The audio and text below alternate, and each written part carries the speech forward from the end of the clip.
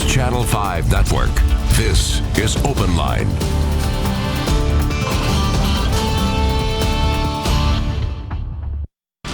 Good evening, everyone, and welcome to Open Line tonight. I'm Carrie Sharp. Tonight we are talking about plans for the future when it comes to school. We are attempting to get Beth Brown from the Teachers Education Association on with us tonight. She is the president of the Teachers Education Association. We're working out some technical difficulties, so cross your fingers, because this is an important conversation that I know so many parents, just like myself and my husband, we are wondering what this next school year will look like, and I'm sure you are too.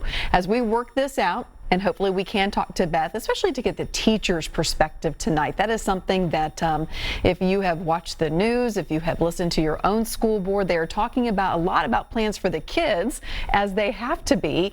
I hope those conversations are going on behind the scenes with teachers as well about what their fall and their school year will look like and the expectations they have for them.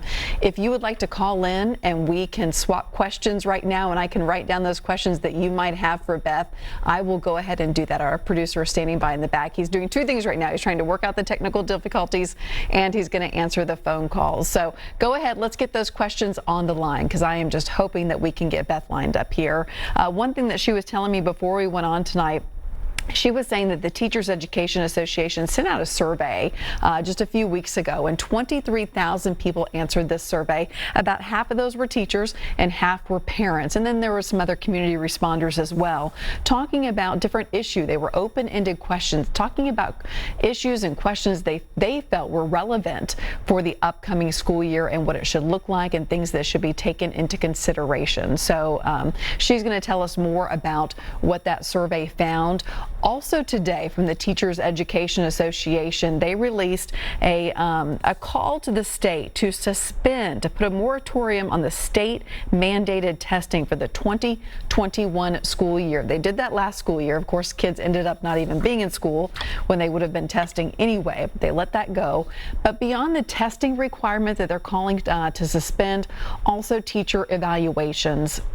And as you probably know, if you have a child in the school system or you work in the school system as a teacher, usually those teacher evaluations are tied to the school's success and also performance, how that teacher is graded long term. It really ties into a larger picture of the teacher's performance and how they're graded, so to speak. So the TEA is calling for a suspension of both those things, testing for the next year and also the teacher evaluation. And hopefully, if that passed, I know that teachers would say we can spend more time in the classroom instead of reviewing for the test in the springtime. We can spend more time teaching and maybe make up some of that ground that kids lost last year when they left school in mid-March. Teachers are also concerned with, I do know this from information that Beth sent us earlier today, they're concerned that class sizes don't get any bigger because they're going to have their hands full enough as it already is. They don't want to lose their duty-free lunchtime. And what duty-free means is that they have at least 25 minutes to eat, which I think is completely fair to allow our teachers to eat, but just have some downtime as we look at different restrictions that are being talked about through different school systems. Some are talking about having children eat in the classroom so they're not in that larger setting of the cafeteria surrounded by far more people. Well, what does that mean for the teacher? Are they still on duty during those minutes trying to keep the class in check, or would somebody else come in? So the TEA would like to see class sizes kept where they are and also allow those teachers to have that duty-free lunch. And then also allowing them to have planning time throughout their day so that they can succeed as teachers and plan for the next day and stay on top of student achievement and help those students that need more help. I know we do have some callers on the line, and we're going to get to those in just a minute. I do want to remind you the number is on the bottom of the screen, 615-737 plus is the number to call, 615-737 plus. That is 7587. I would love to talk with you tonight. I know that just as a parent, I've kind of been biting my fingernails trying to figure out what is the school year going to look like? Are they going to go back? Is it going to be some at home learning, some in the classroom learning? What will it look like? So I know a lot of you parents are feeling the same way, or at least I would assume so. Robelyn, I hope I said that correctly, is on the line. Thank you for being our first caller of the night. Go ahead. Hello? Hello, go ahead. Is it Rosalind?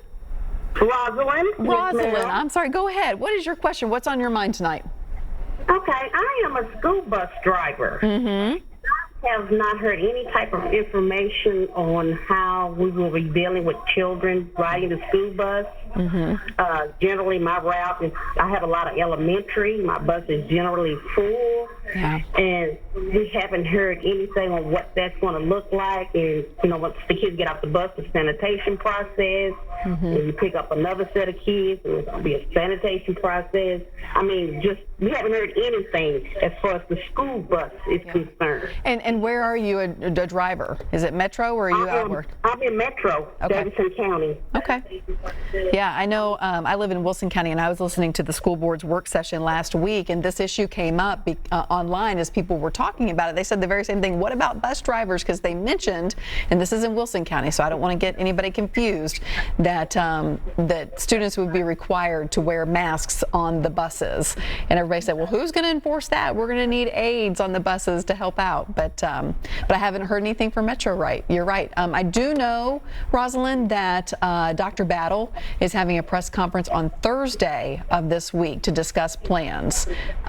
So we will definitely put that on the list of things to ask about. Okay, what time on Thursday? Ooh, I'll have to check my email during the break, and I'll try to say it when we come back on, if we're able to come back on. I think it's in the morning, but I'll check for you. I'll let you know. Okay. Thank you so much. You're welcome. Appreciate it. We also have Tiffany on the line. Hi, Tiffany. Hello, how are you? I am good. Thank you for calling. What's on your mind tonight?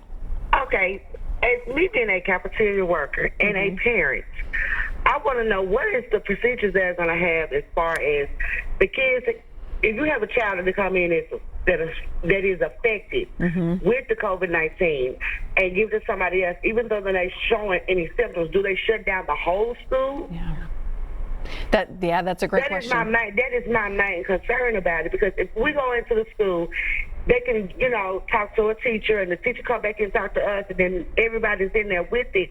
So my question is, what are they going to do about that as far as us going back into the school system? Oh, that's a great question. And where do you work, Tiffany? I work here in Metro Schools. Gotcha. Did you hear what I was able to tell Rosalind about that press conference coming up on Thursday with Dr. Battle? Yeah, releasing plans. So I'm going to look in my email here when we go to break and try to pull that back up and see what time it is. I want to say 9:30, but I could be wrong. Let me look that up for you. It's a great question. It is such a great question. I was listening, as I said, to Wilson County's work meeting last week, and that's what I wanted to know too, all the different scenarios. What if the teacher tests positive? What if the teacher's spouse tests positive? Are my kids quarantined? Is the whole school going on quarantine for 2 weeks? There's just so many scenarios that have to be thought through to make this hopefully a successful year. And I'm just hoping that some way they can maintain a consistent schedule without the herky-jerkiness of we're in, we're out, we're in, we're out. Because I don't think that's great for anybody. Teachers, staff, parents, kids, anybody.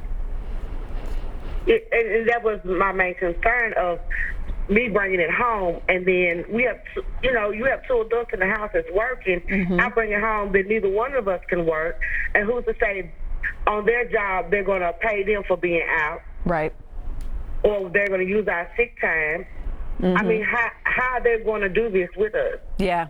That's a great question. And that was another question brought up in Wilson County as well. If teachers have to stay out for so long because a spouse tests positive or a kid made them sick, are they going to get paid? Are they not? And I'm sure the same, you mentioned the same question as well. All right, we're going to try to get these answers for sure. So hang on the line. We're hoping our technology will work. We'll see.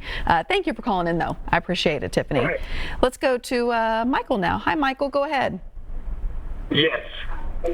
Hi, go ahead. I want to talk about the teachers, the schools. Yes. As parents, I'm a single dad. I have a son. He's 13 and a half. I am so scared. So you're going to allow my son to go back to school knowing this virus is so detrimental and dangerous to all of our kids. Look what it's done to all the adults. Look what it's done to all the citizens in Nashville. And I love Nashville, but they are not showing control of securing our kids. You cannot send the kids back to school by showing on television that the only thing you're doing is wiping down desks and tables. Now, when the kids were in school, they totally were all the classes were overcrowded with 22 kids a class. How are you going to spread kids out in 6 feet in a class knowing it was over 20? With 22, it's already crowded. Again, how are you going to conduct and safety in the hallways, six feet apart? How are you going to conduct the kids coming up to get into school at 7:05? And all them lining up, how many teachers are we going to have out there to support our kids and make sure that they don't catch the coronavirus? Now, Michael, I know Dr. Battle has said that in Metro, and I assume that's where your child goes, that they will have two options, either in school or they could be fully online. Would you consider the online option? It's going to be online, but when you look at the ones that are going to let the kids go to school, they cannot stop the virus. It's impossible. They can't stop the virus for the adults. They can't stop the virus for down on Broadway. They can't stop the virus for people going out to eat because no one wearing masks. So what's going to make me feel safe, even if all these kids start going to school, they're going to have an epidemic of all these kids getting viruses, and the hospitals are going to be full of children. Do we jeopardize our kids? And then you talk about you don't have a plan. You talk about 2 days on having the kids come in and then into classes, and then the other 3 days online. You got 2 days of kids going in. How us parents going to work and try to fit a schedule in like that on the job? It's going to be impossible. What job is going to hire us to fit the schedule of our city and our schools? That's impossible. Yeah. So my point is this. You know we don't have no cure. You're going about ladies on everything. So you got to just throw our kids into these schools for 2 days and knowing we don't have enough teachers to safely grant all these kids for the epidemic coronavirus. It's stupid. And then you know that we should have never went to try to go to phase 3. You knew that the virus is so deadly and uncontrollable. But yet you go and look what happened. Now we're back to phase 2. We should have stayed at phase 2, locked the city down at 8 o'clock, and control the virus. Nobody want to do nothing like that. Nobody. The doctors from Mahara and everybody, they have no clue. They're just going by maybe for the economical cost of the city. We have to control it. And you allowing our kids to go back and you jeopardizing all these kids going to end up in the hospital. I guarantee you mark my words, I said it today. They are going to end up in a hospital because we have no control. Yeah. Michael, I hope you're wrong. I don't want to think about kids in the hospital, but I know that a lot of parents are worried just like you. Michael, thank you for calling in. Thank you so very much. And I know that a lot of parents feel this frustration and feel this worry now. We're going to take a quick break. If Beth is able to join us, we're going to come back and continue this conversation. If she's not, then we probably are not. We will do it another day when we can work out all the technical issues. So just know that we know this is important to you parents, and we will cover Dr. Battle's press conference on Thursday, so be watching for that.